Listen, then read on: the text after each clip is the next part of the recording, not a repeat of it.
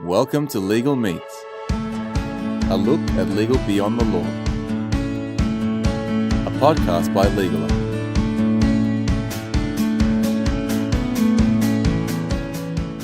On this episode of Legal Meets, we continue our conversation with Dennis Kennedy, Vice President Senior Counsel at MasterCard and highly regarded author, blogger, speaker, and co-host of the leading legal technology podcast, The Kennedy Mile Report.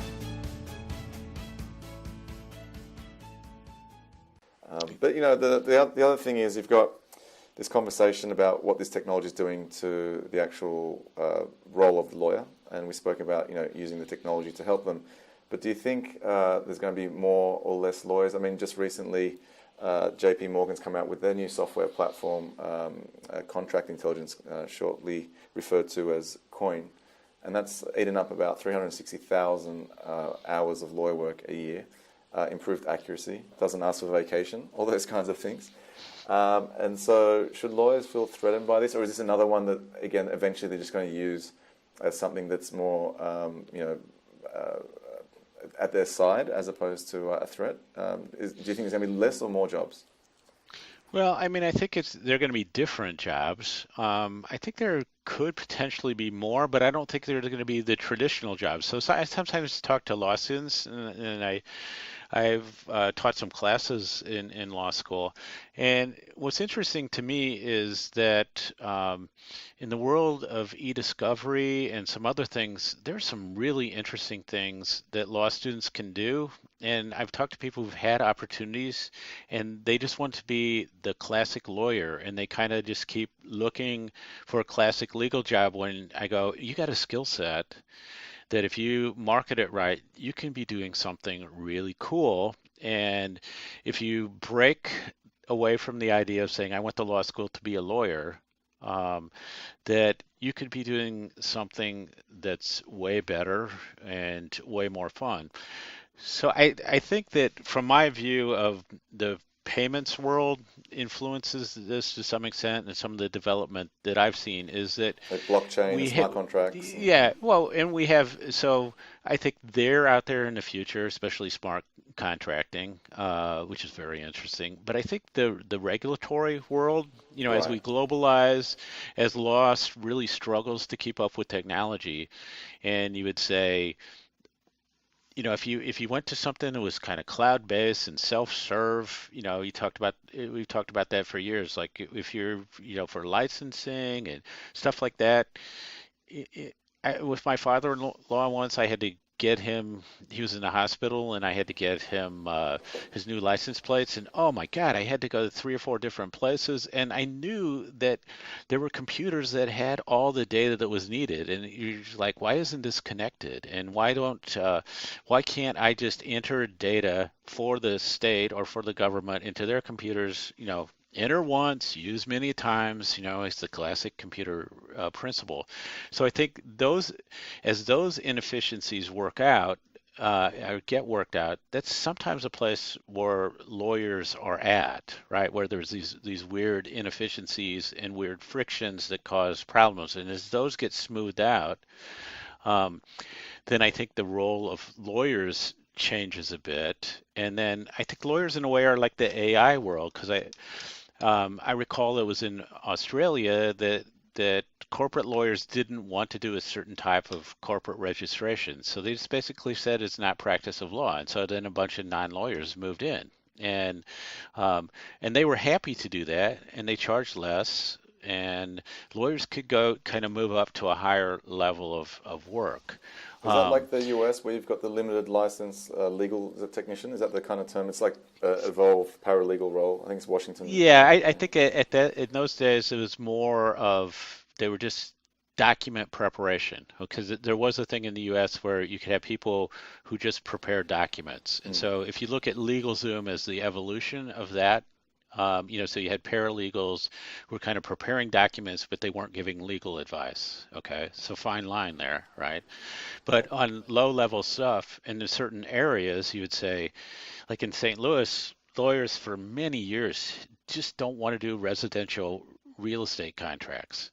So they got together with the realtors, and there's like a standard residential real estate contract they developed maybe like 20, 30 years ago, and everybody uses it. And it's basically impossible to negotiate it because the real estate people say, we're not going to get lawyers involved. Lawyers don't want to get involved.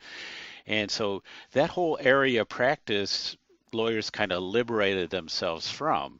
And you can kind of see some of those things happening. So that's an example. So if you look at open source software licensing, that's another example where you say, we could, in every case, negotiate a license, but here, there's these licenses that get applied, and you pick and choose. And if you're comfortable with this license, you use this software. If you're not, you use another software. And if you need a commercial license, you do that. But we're moving things faster, and you get more continuity, more predictability within the whole system. And so I think you kind of have to step back and look at some of that and say, okay, one thing I struggle with these days as a lawyer is how can I help business move faster, and how do I eliminate myself from being the friction? It's like, so I do what I do best. Yeah. And so some of it is you got to say, okay, so what's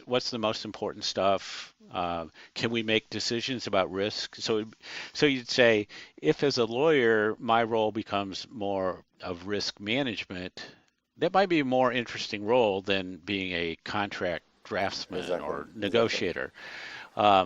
Trying cases, if what I do is I specialize in assessing the value of cases and how to dispose of them, that might be a more lucrative and a more interesting role than just doing,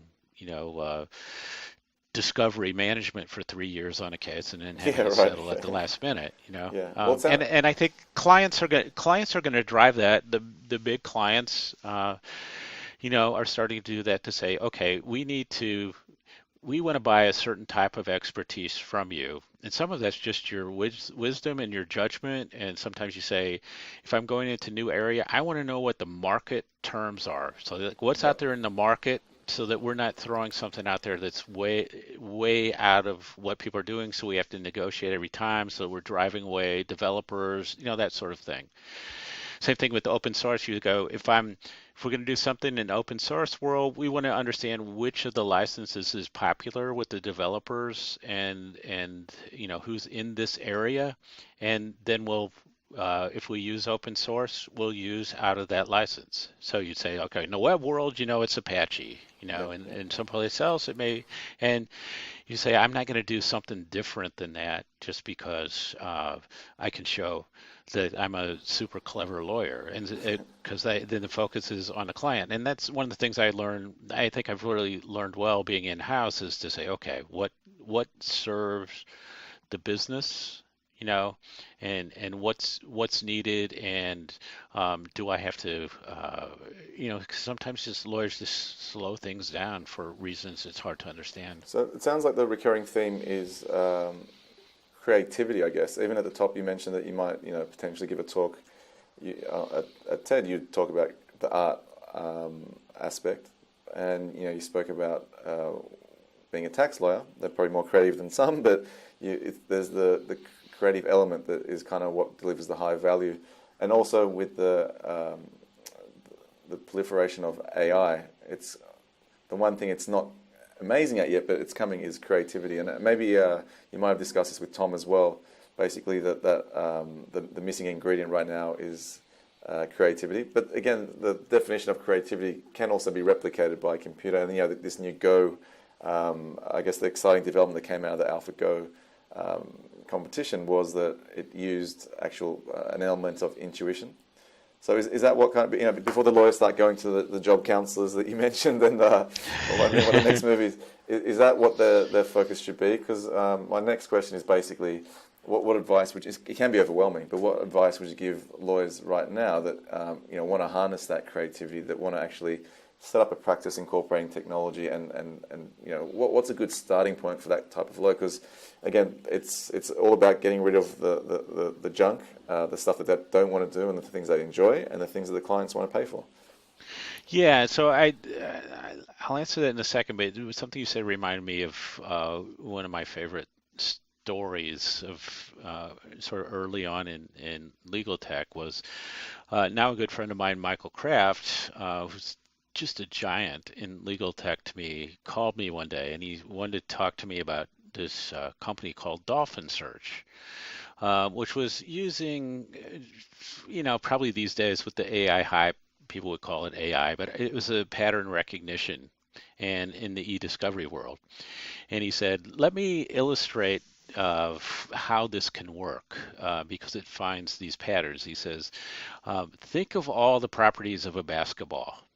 Um, just take a second and see all the ones that you think of. Oh, it's orange, it's round, it has air in it, that sort of thing. Then he said, imagine that you're on the Titanic and it's sinking. What are the properties of basketball that you think of? And you go, it floats, you can use it to save yourself.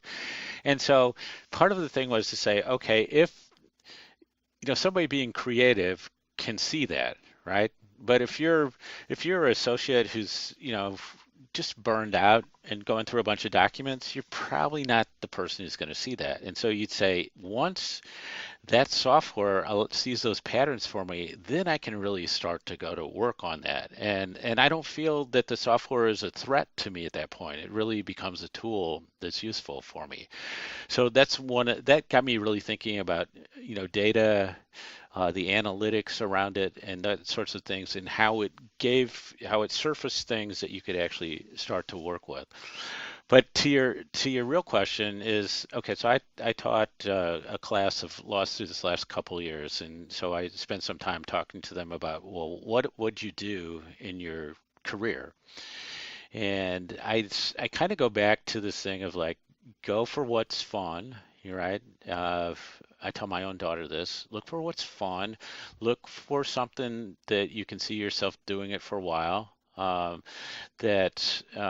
you're always trying to match what's fun, where your interests are, and then how you can make money from that. Now that might be difficult, right, in the legal world, because like you go, I don't know that I want to do insurance defense litigation. But it may be that you want to try cases. And I know people said they took terrible jobs at terrible money because they just wanted to try cases and they just did the volume of it and then they were able to move out. So sometimes you need like a little patience, a little creativity, a ton of networking, reaching out to people and saying, okay, so what is it that you do? What is it that you like? I sometimes tell first year law students that this is the time to talk to lawyers because it's the only time that a lawyer will have somebody who actually listen to their stories about law school.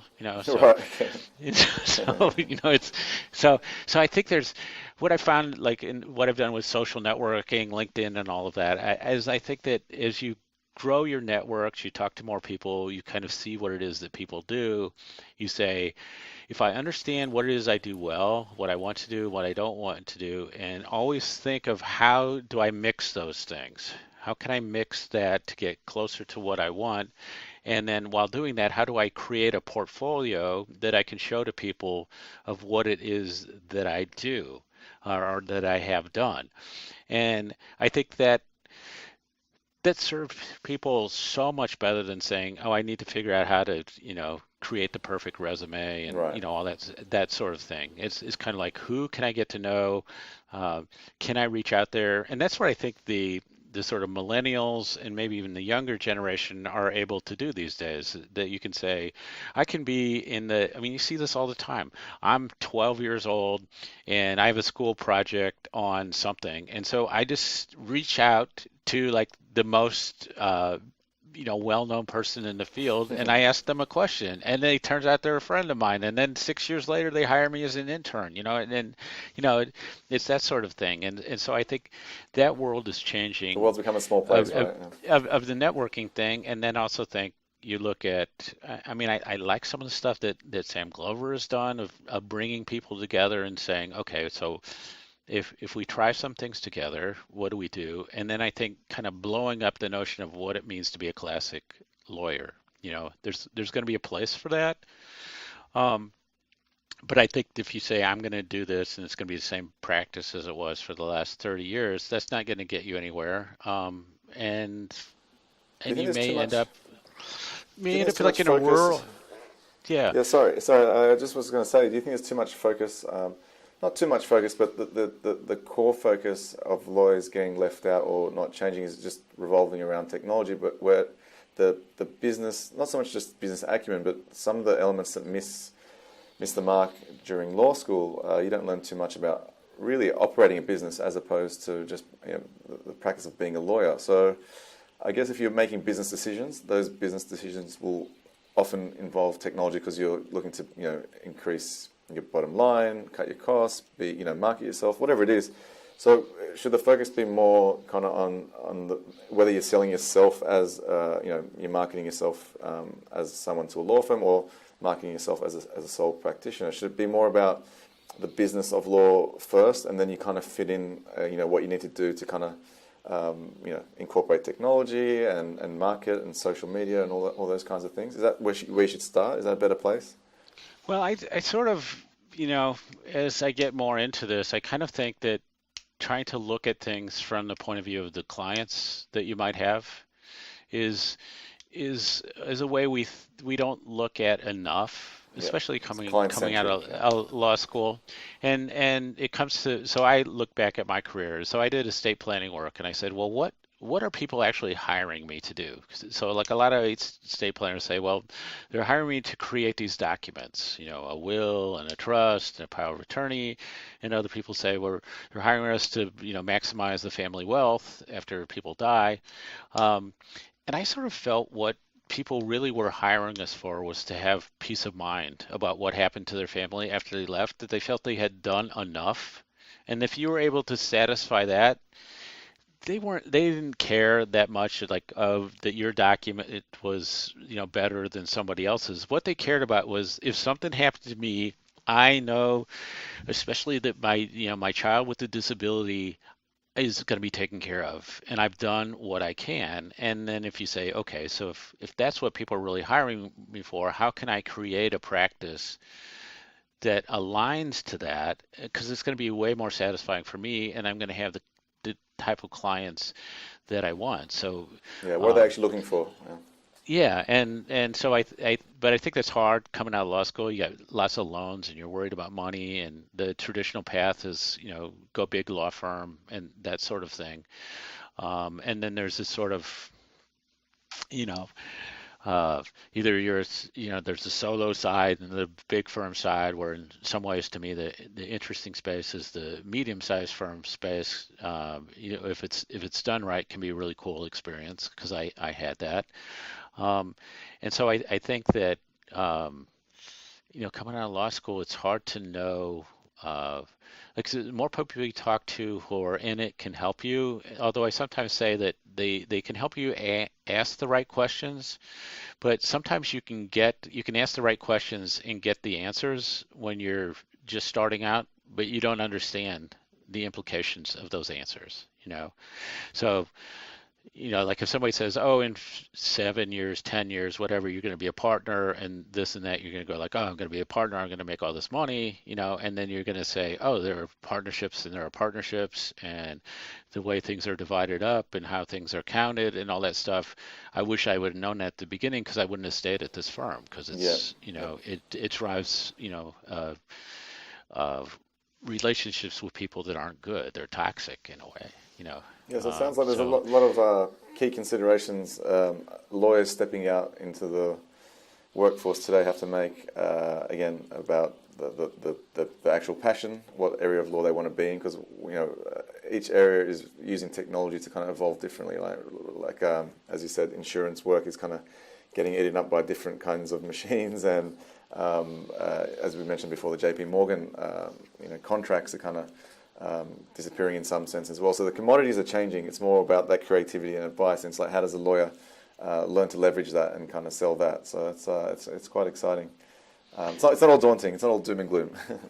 Yeah, I mean, I had a car accident a couple of years ago, and I had to deal with the insurance company on the other side because it was the other person's fault. And I reached a point where I was like, I wish they used something like CyberSettle, where I could just say, hey, let's just make 3 tries to settle this, and if it comes in, then boom, we're done. Like I didn't, like I don't want to go through this thing where you don't answer the phone and things drag on. And I know it's Yeah. your strategy, and you did wear me out, but we're not adding value to anybody. Like Exactly. there's a number like your number is probably going to be okay with me, Yeah. but just you Well, just need to tell me that's it. maybe an interesting application for legal in the future for like mediation. We can do this kind of what's behind the envelope, like digitally. Here's my offer, and then it could be like a divorce settlement. And it's like, hey, you get the house, and behind door number 2. Right. So, all right, we'll keep an eye on that one. So we got a few parting shots before we let you go and get back on Okay. with your day. Are you an Android, Windows, or iOS guy? You think you mentioned a few. You're not going to mention the first computer you had, but which one are you using right now? For me personally, I'm all iOS. So I have 2 iPhones. iPad, Apple Watch, looking to get the AirPods here soon, as soon as I can get my hands on them. So I'm just very comfortable in the iOS world, and then Okay, that's mostly interesting. for personal, I just use the Apple. I thought that given your cataclysmic kind of moment at the Bill Gates sermon, that you would have been a through and through Microsoft guy, but you kind of, I guess, you use the different technology platforms kind of agnostically on your Mac. Yeah, I mean, it's sort of forced schizophrenia for me. So I'm like, okay, if I can, this helps me keep my personal life in one space and my work life in the Windows world. And I'm really excited about moving to the Surface Pro um, for work. And then also, I think because of the speaking and things that I do, it's important to have knowledge of all the different Across those worlds. platforms, right? Okay. Yeah, and I think that uh, to me, apps are sort of apps, and I don't really feel that like an iOS app and Android apps is like such a different Yeah, world you're not that that limited anymore, right? Yeah. yeah, and it's not like I'm going like, oh my God, Facebook for iOS, the Facebook app Yeah, for right. iOS is so much better than Yeah, the yeah, Facebook yeah. app for Android. It's like I don't know, And they're all I becoming get my quite. feed. They're all becoming quite. Yeah, exactly. They're all becoming quite agnostic in the sense that you got the whole suite of Microsoft tools. I mean, I'm seeing more and more Macs at. I mean, they are legal tech conferences, but that's kind of the early adopters, I guess, in a sense. And I'm just seeing more and more. Apple's open on these desktops, and so.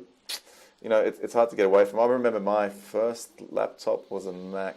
Not my very first one, but the first Mac I got actually cost more than my car at the time. So hopefully, I think things have changed. But yeah, so now literally the Apple car is the only thing that's missing. I got the TV, whatever else, the watch. So Oh yeah, yeah. yeah, so it's interesting where that's all going. So apart from that technology, apart from your phone, what other bit of tech can you just not live without? You know, uh, Tom and I talked about this on a recent podcast, but I keep coming back to my Bose noise canceling headphones because when I Okay. travel, it just makes such a huge difference. I just never realized how loud it is on planes and in Yeah. airports. And so that one is really the one that I'm liking. And I also like the fact that when you're on a plane and you have the big over-the-ear headphones, the noise cancelers, and you put on your game face, like nobody will talk to you, No, yeah, unless you want to talk to them. you So shut out that annoying guy it next to you pretty quickly until you start drilling on his shoulder. Yeah.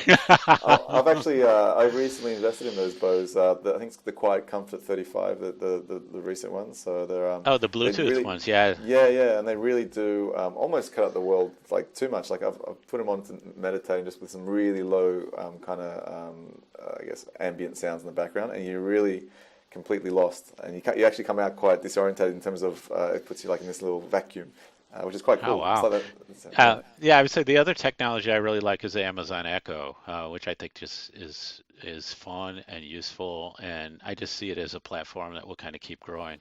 How much are you using that? As Because those technologies haven't really come. Like Australia's far away logistically. Amazon's just coming here, Alibaba's just coming here, but because of we're quite spread out logistically, like Australia's, major cities are quite, there's quite a major, like a distance between them, and logistics really don't add up and play into the favor of these kinds of companies. So Echo and all these other tools haven't really made their way here. Is it practical? Do you find it more accurate than Siri, or are you using it a lot in your day-to-day life?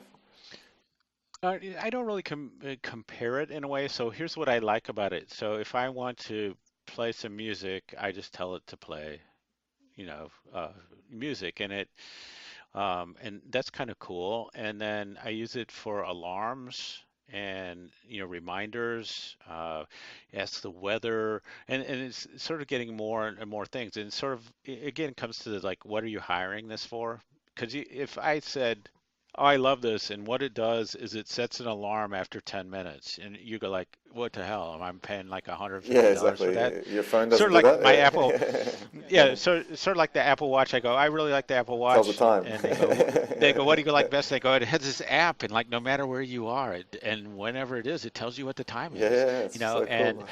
because I hadn't worn a watch for 10 years, but then I go, well, there's this fitness thing, and there's, and I love the fact that, if I'm texted or somebody calls me, I know whether I need to bother to pick it up or not. Yeah, And I love the fact that I can pay off of the watch. yeah, But that's a if big you one. measured me, like what the savings are of that, I mean, I have people go like, I can just pull out my phone, I can do that. And I go, yeah, it's weird. It's like you're not saving that much, Yeah, but once you have the watch, you go, it's totally great.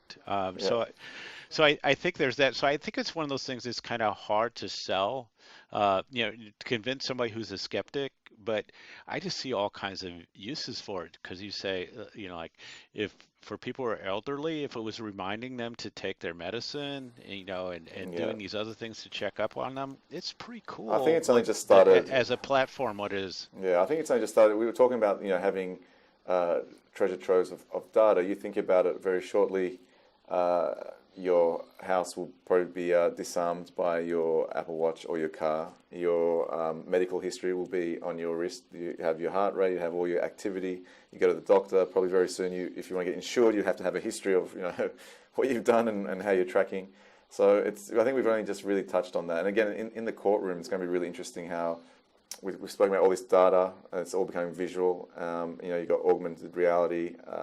You're going to probably be in a courtroom, and you're going to have, you mentioned like case map and these things where you got data, but you're probably just going to see it visually, and you can present your case visually. You could probably recreate accidents and car crashes visually for the audience and the jury. So it's all quite exciting how all this tech we're wearing is actually going to come to play in the courtroom as well, or just in the legal sphere. So very exciting times. Yeah, I mean it. Yeah, I was saying in the courtroom, it was interesting how software that allowed you to display actual timelines and show when events happened was like a huge thing. And if you said, oh, you need to like buy all this technology and do this, and because you can, show and